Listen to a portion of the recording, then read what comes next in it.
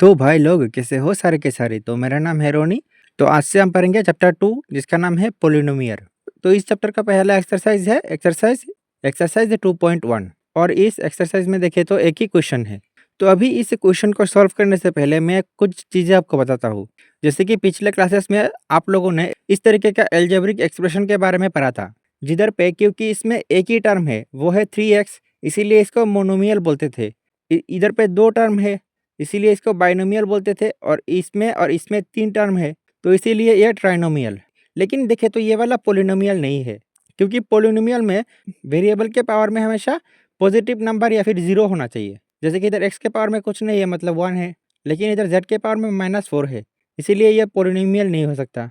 तो अभी जब तुम्हें पोलिनोमियल के बारे में पता चल गया, तो अभी मैं बताऊंगा कि इन सारे पोलिनोमियल को आप इस तरीके से ग्राफ में रिप्रेजेंट कर सकते हो। मतलब कि ग्राफ में जो इस तरीके का कार्व लाइन बना हुआ है, तो ये सारे लाइन एक एक पोलिनोमियल से ही बना हुआ है। अब इस एल्जेब्रिक एक्सप्रेशंस को ग्राफ में कैसे बनाते हैं ये तो तुम्हारे सिलेबस में नहीं है, लेकिन मैं थोड़ा बता देता हूँ जिसमें आपको थोड़ी क्लैरिटी हो जाए। तो अगर आप ये पहला मोनोमियल एक्सप्रेशन को ले ले तो हम इसमें पहले लिखेंगे late y equal to 3x। तो अभी आप देखो x के अलग अलग वैल्यू के लिए y के अलग अलग वैल्यू आएगा। जैसे कि x अगर 1 है तो y 3 होगा, तो फिर 1,3 होगा एक कोऑर्डिनेट। फिर x2 लेंगे तो y 6 होगा, तो 2,6 होगा एक और कोऑर्डिनेट। वैसे ही अगर x को 3 लेंगे तो y 9 होगा, तो 3,9 भी होगा एक और कोऑर्डिनेट।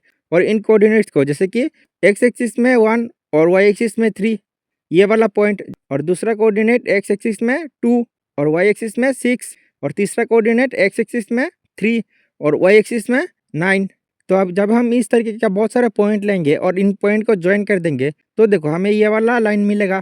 तो इधर ग्राफ पेपर में ये वाला पोलिनोमियल इस लाइन को ही रिप्रेजेंट कर रहा है। तो अभी आप इस क्वेश्चन नंबर 1 को देखें तो इधर है y equal to p of x। तो अभी आप इधर p ऑफ x को लेके कंफ्यूज मत हो जाना। जैसे कि इधर मैंने दो पोलिनोमियल लिया, तो इसमें से इस पोलिनोमियल को देखें तो इधर वेरिएबल में सिर्फ x है, तो इसलिए इस पोलिनोमियल को शॉर्ट फॉर्म में हम p ऑफ x या फिर f ऑफ x लिख सकते हैं।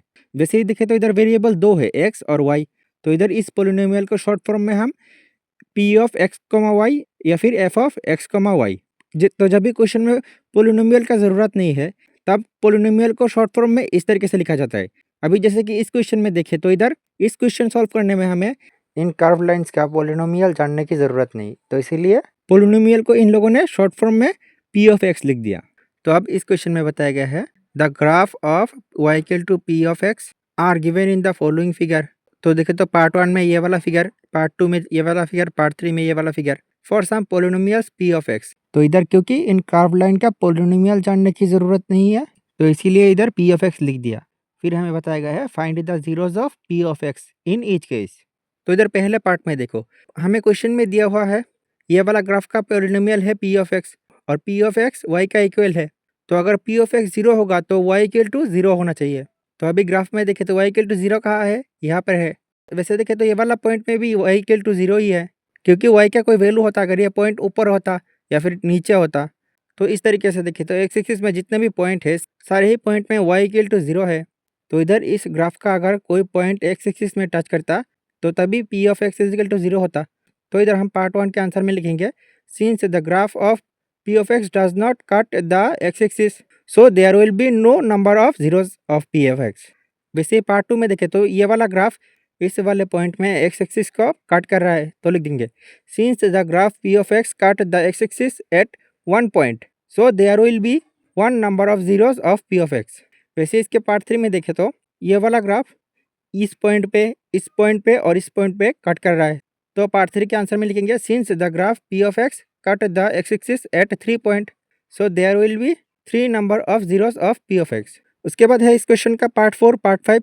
तो पार्ट 4 में देखें तो ये वाला और ये वाला पॉइंट पे कट कर रहा है, तो लिखेंगे since the graph p of x cut the x axis at 2 point so there will be 2 number of zeros. वैसे पार्ट 3 में देखें तो ये वाला और ये वाला, तो इधर लिखेंगे since the graph p of x cut the x-axis at 4 point so there will be 4 number of zeros of p of x।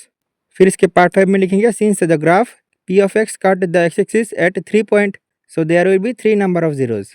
तो इसके बाद नेक्स्ट वीडियो में जब हम एक्सरसाइज 2.2 करेंगे तब उसमें तुम देखोगे कि p of x का 0 जानने के लिए ग्राफ की भी ज़रूरत नहीं होगा। इस ग्राफ का अगर पोलिनोमियल दिया है तो उस पोलिनोमियल से ही बता सकते हैं कि हम ये ग्राफ कहाँ-कहाँ एक्स एक्सिस को टच कर रहा है।